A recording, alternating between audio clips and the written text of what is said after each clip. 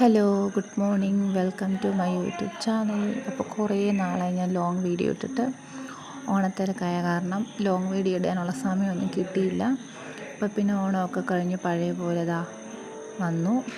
അപ്പോൾ പിള്ളേർ സ്കൂളിലൊക്കെ പോയി. അപ്പോൾ തിരക്ക് കഴിയുമ്പോൾ വേണ്ടേ നമുക്കിതൊക്കെ ചെയ്യാൻ. അപ്പോൾ സമയം കിട്ടാത്ത കാരണം ലോങ് വീഡിയോ ഒന്നും ഇട്ടില്ല. അങ്ങനെ തിരക്കെല്ലാം കഴിഞ്ഞു. നമ്മുടെ മുറ്റത്തെ ചെടികളെല്ലാം വെട്ടിക്കളഞ്ഞായിരുന്നു. റോസയെല്ലാം പോയി. പിന്നെ ഇത് മാത്രമേ നിൽപ്പുള്ളായിരുന്നു. അങ്ങനെ അതൊക്കെ പോയി കണ്ട് കുറച്ച് നേരം വെയിലൊക്കെ കൊണ്ട് വന്നിട്ട് ഞാൻ കാപ്പിക്ക് കഴിക്കാനായിട്ട് ഇഡലി ഉണ്ടാക്കി. അമ്മ സാമ്പാറായിരുന്നു. അപ്പോൾ രാവിലെ ബ്രേക്ക്ഫാസ്റ്റ് ഇഡലി സാമ്പാറൊക്കെ കഴിച്ചു. പിള്ളേർക്കും കൊടുത്തു വിട്ടു. രാവിലെ ദോശ മതി അവർക്ക്, ദോശയും ഞങ്ങൾക്ക് സാമ്പാറും ഇഡലി. പിന്നെ അത് കഴിഞ്ഞ് ഉച്ചക്കത്തേനുള്ളത് ചോറ് റെഡി ആയിട്ടുണ്ട്. സാമ്പാറും ഉണ്ടല്ലോ, ഇനിയിപ്പോൾ എന്തെങ്കിലും തോരൻ വെച്ചാൽ മതി എന്ന് വിചാരിച്ചപ്പോൾ മുരിങ്ങയില ഉണ്ടായിരുന്നു. അപ്പോൾ അമ്മയും ഞാനും കൂടെ മുരിങ്ങയിലയും കുറച്ച് ചീരയിലയും കൂടെ ചേർത്ത് ചക്കക്കുരു ഇട്ട് തോരൻ വെക്കാമെന്ന് വിചാരിച്ചു. അങ്ങനെ വെച്ച് ചക്കക്കുരു പൊളിക്കുന്ന ഗ്യാപ്പിൽ ഞങ്ങളിതാ തോരൻ വെക്കാനുള്ള ഇലയൊക്കെ അരിഞ്ഞ് വെച്ചിട്ടുണ്ട്. കുനുകുനാന്നരിയും. ഇത് അരിയാൻ ഇച്ചിരി പാടാണ്. ഞാൻ മിക്ക ദിവസവും അരിയാനെടുക്കുമ്പോൾ എൻ്റെ കൈയെല്ലാം മുറി. അതേപോലെ ഈ പ്രാവശ്യം അരിയാനെടുത്തപ്പോൾ കൈ ചെറുതായിട്ടൊന്ന് മുറിഞ്ഞു. പിന്നെ അരിയുന്ന പിച്ചാത്തി നല്ല മൂർച്ചയുള്ള എണ്ണം സ്പീഡിലരിഞ്ഞപ്പോൾ കൈ ഒന്ന് ചെറുതായിട്ടൊന്ന് മുറിഞ്ഞു. കയ്യറിയിട്ടെങ്കിലും എങ്ങനെയായാലും മുറിയും. അങ്ങനെ ഒരു പരുത്തി ഞാൻ ഇലയെല്ലാം അരിഞ്ഞെടുത്തിവിടെ റെഡിയാക്കി വെച്ചിട്ടുണ്ട്. അപ്പോൾ വല്യമ്മച്ചി ഒത്തിരി നാളും കൂടെ വന്ന് നിൽക്കുന്ന കാരണം വല്യമ്മച്ചിയുടെ കയ്യിൽ നിന്ന് എന്തെങ്കിലും ഉണ്ടാക്കാമല്ലോ എന്ന് വിചാരിച്ചു. അങ്ങനെ വല്യമ്മച്ചി ചക്കക്കുരു തോരൻ വെക്കാനായിട്ട് ചക്കക്കുരു ഉപ്പും വെള്ളമൊക്കെ ഒഴിച്ച് വേവിക്കാൻ വെച്ചു.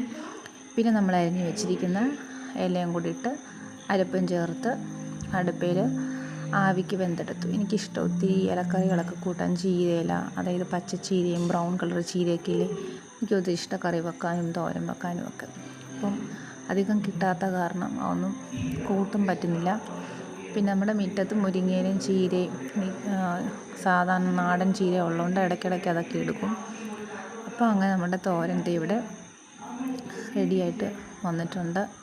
ഇതിൽ നല്ല അടിപൊളി ചക്കക്കുരു ഉച്ചയ്ക്ക് ഇങ്ങനെ തോരൻ കൂട്ടി, സാമ്പാറും കൂട്ടി തോരനൊക്കെ കൂട്ടി, പിന്നെ ചെറിയ ഉറക്കമൊക്കെ കഴിഞ്ഞ് പിള്ളേർ വരുമ്പോഴത്തേന് എണീറ്റു. പിന്നെ അവർക്ക് കാപ്പിയൊക്കെ ഇട്ട് കൊടുത്തു. പിന്നെ വൈകുന്നേരമാണ് ഞങ്ങൾ എന്നും ചായ വെക്കാറപ്പോൾ ചായ ഒക്കെ വെച്ച് കുടിച്ചു. പിന്നെ ഇച്ചിരി അവിയലുള്ള കഷ്ണം ഉണ്ടായിരുന്നു. അപ്പോൾ അതെല്ലാം ഒന്ന് അരിഞ്ഞ്, കാരണം ഓണത്തിന് ധൃതി വെച്ചെല്ലാം വെച്ച് അങ്ങനെ നമുക്കൊന്ന് ആസ്വദിച്ച് കഴിക്കാൻ പറ്റിയില്ല.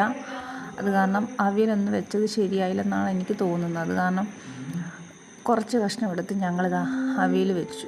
പിന്നെ ഞങ്ങൾക്ക് എല്ലാവർക്കും അവിയൽ ഇഷ്ടമാണ്.